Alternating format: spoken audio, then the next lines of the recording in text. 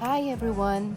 Let me take you to a quick tour to this store so I can show you some of these beautiful stuffs and have an idea of what to give to your loved ones this upcoming Valentine's Day.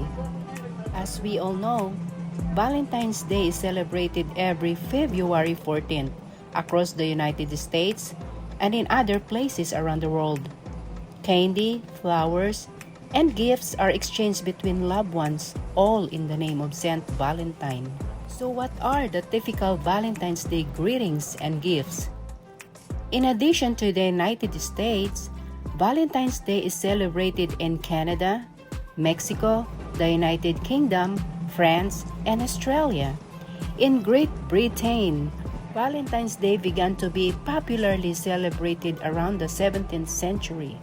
And by the middle of the 18th century, it was common for friends and lovers of all social classes to exchange small tokens of affection or handwritten notes. And by 1900, printed cards began to replace written letters due to improvements in printing technology. Ready-made cards were an easy way to people to express their emotions in a time when direct expressions of one's feelings was discouraged.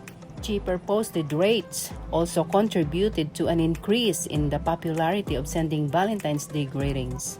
Americans probably began exchanging handmade valentines in the early 1700s. In the 1840s, Esther A. Howland began selling the mass-produced valentines in America. Howland, known as the mother of Valentine, made elaborate creations with real lace, ribbons, and colorful fixtures known as scrap. Today, according to Hallmark, an estimated 145 million Valentine's Day cards are sent each year, making Valentine's Day the second largest card sending holiday of the year.